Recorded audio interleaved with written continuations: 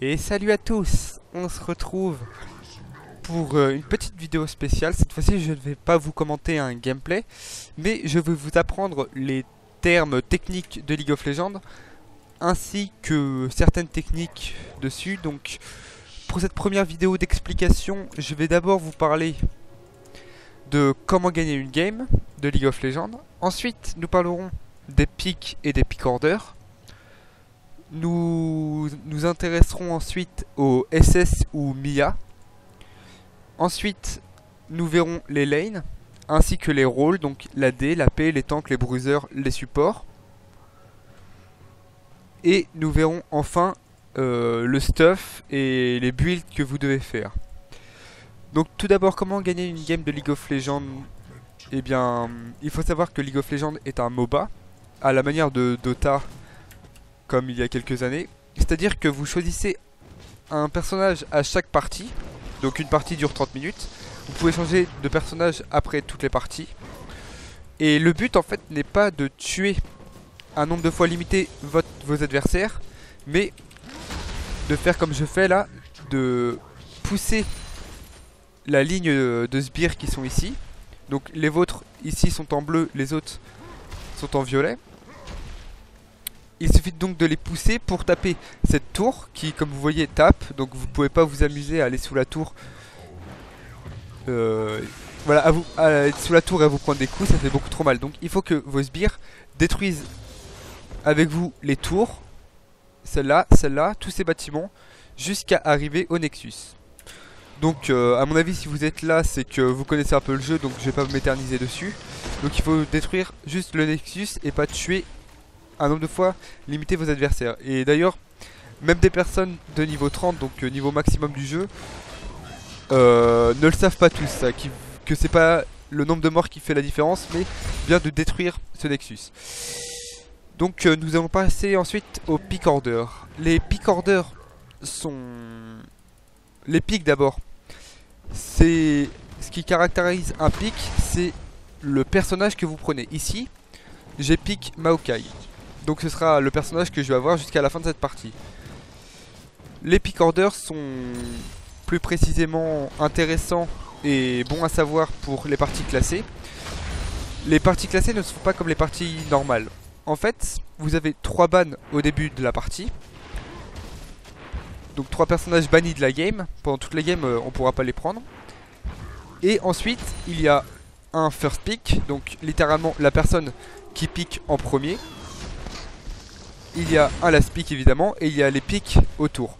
Le first pick est le pick qui normalement est le plus difficile à jouer, car si vous prenez un personnage, votre adversaire le voit et donc pourra pick un personnage qui le contre.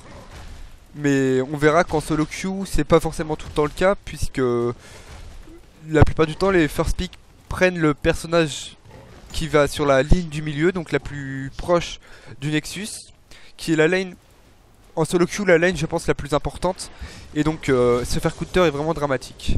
Mais c'est aussi la lane qui vous permet de gagner la partie, si c'est bien joué, donc c'est pour ça que les gens se l'arrachent. Donc le last pick, lui, est censé prendre justement le personnage qui va au milieu, pour pouvoir contrer son adversaire et donc gagner la partie plus facilement. Donc voilà pour les pick orders. Ensuite nous allons parler des lanes. Donc je vous l'ai dit, il y a la lane, donc la ligne du milieu, la ligne du top qu'on appelle, donc la ligne d'en haut, et il y a la ligne du bot, donc vers le bas. L'intérêt de ces lignes, c'est donc de tuer les tourelles pour avancer. Plus vos lanes gagnent, plus vous êtes sûr de pouvoir avancer et de gagner la partie. Donc au milieu on met la plupart du temps un mage, la plupart du temps de dégâts magiques, parce que les mages sont souvent très fragiles, et avoir une petite ligne, comme vous voyez ici c'est beaucoup plus petit que ici ou ici. Cette petite ligne permet aux personnages fragiles de pouvoir farmer en étant safe. il faut savoir aussi que la plupart du temps ce n'est pas du 1 contre 1 qui se passe au mid, mais un jungler vient les aider. Les junglers, c'est les personnages qui vont venir sur les camps de creep ici et ici. Donc on les voit pas parce qu'ils sont cachés par le brouillard de guerre, mais je vais vous le montrer. Donc si vous connaissez, il y a les loups qui sont ici, les spectres ici, le rouge ici et les deux golems ici. Donc après c'est symétrique hein, des deux côtés. Ici il y a le bleu. Et donc voilà. Donc voilà pour les camps. Voici les loups. Donc ces junglers permettent aux lignes de se passer mieux en fait en conduisant à un 3, donc 3v2 en bas, 2v1 au top et 2v1 au mid. Donc au top justement on met la plupart du temps un personnage résistant et qui fait beaucoup de dégâts. Pourquoi? Parce que cette ligne est du 1 contre 1, mais du 1 contre 1 sur cette grande zone ne permet pas forcément la faiblesse en fait. Donc un personnage qui sera résistant et qui tapera fort se sentira bien ici car il pourra suivre son adversaire pendant toute cette durée et le gank d'un jungler est souvent très efficace également grâce à cette grande capacité de gank que possède cette ligne. Au mid, les ganks sont évidemment moins faciles, hein, comme je vous l'ai dit, il n'y a pas grand chose et il n'y a que 2 pas pour le mid laner pour revenir sous sa tour. Au bot, on va mettre un support et un AD carry. Alors, tout d'abord, un support, c'est la personne qui ne va tuer aucun de ses sbires. Car quand vous tuez les sbires, quand vous donnez le dernier coup, vous gagnez de l'argent. Si vous ratez, il vous donnera pas d'argent. Celui-là, par exemple, hop, vous voyez, 20 gold. Celui-là, je vais le rater, hop, il me donne rien. Celui-là, je le réussis, 20 gold. Donc, cet argent amassé ne va pas au support. Le support, lui, par contre, n'achète donc pas d'item pour devenir fort parce que ça coûte de l'argent. Et comme il ne tue pas les sbires, il ne gagne pas énormément d'argent, même si ça a changé avec la saison 4. Ils vont donc acheter des items peu chers et défensifs. Et des jalons de vision qui vous permettraient de voir la map au travers du brouillard de guerre. Mais nous verrons ça plus tard. Le carry AD, lui, est une des pièces maîtresses d'une team. Car en effet, son pouvoir de destruction et ses dégâts sont la raison pour laquelle une team va détruire celle en face ou pas. En effet, si vous essayez de jouer avec un carry AD contre un carry AD, vous verrez qu'en fin de partie, les dégâts sont clairement pas équivalents. Donc le carry AD, lui, va prendre les sbires du bas. Et l'intérêt de cette lane, en fait, c'est qu'elle est grande. Et le 2v1 permet aux carry AD qui sont très faibles en début de partie, enfin en 2v2 pardon. Donc le carry AD très faible en début de partie va se faire aider de son support qui souvent a des capacités soit défensives, soit est très résistant pour prendre les coups des adversaires, ou soit tout simplement c'est très agressif et ça permettra au carry AD de prendre un kill sur l'autre bot lane et prendre l'ascendant sur la partie plus tard. Donc voilà pour les rôles. Nous allons maintenant parler donc du stuff, des builds, des items. Alors, League of Legends est un jeu qui devient de plus en plus difficile à jouer, notamment à cause des, grâce au stuff. Les stuff en fait sont tous ces objets qui sont ici. Excusez-moi pour la faible définition. Hein. J'ai un écran très petit donc mes fenêtres s'en retrouvent plus grands. Mais bref, ça ne change rien au fait que je peux vous expliquer. Ici, je possède un tank jungler. Donc un tank c'est la personne qui va prendre les dégâts pour son équipe et qui va aussi faire des croc contrôle intéressants pour sa team en teamfight et en gank. On peut voir qu'il nous propose des objets tels que l'esprit de l'ancien lézard ou Spirit of the Ancient Golem pour les anglophones. Il y a sur cet item de la vie, de la cooldown reduction, donc la réduction des délais de récupération des sorts, et des choses telles que, voilà, le boucher. Contre les monstres, cet item inflige 30% de dégâts bonus et restaure 6% de vos dégâts en tant que vie et 3% de mana. Donc à chaque fois que vous tapez des monstres, vous gagnez de la vie et du mana. Donc c'est très intéressant parce que les junglers, eux, passent leur temps à tuer les monstres qui sont là, là, là, là, là, voilà. Comme je vous l'ai expliqué. Et ça fait des dégâts supplémentaires.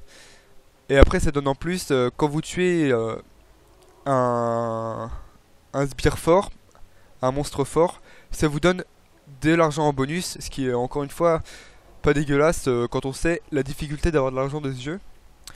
Il vous propose aussi des items plus tanky, donc qui vous rendent plus résistants, donc la Sunfire Cap qui vous donne de la vie, de l'armor et un passif qui fait des dégâts autour de vous. Donc ça c'est vraiment pour les tanks ce qu'il y a de mieux, hein.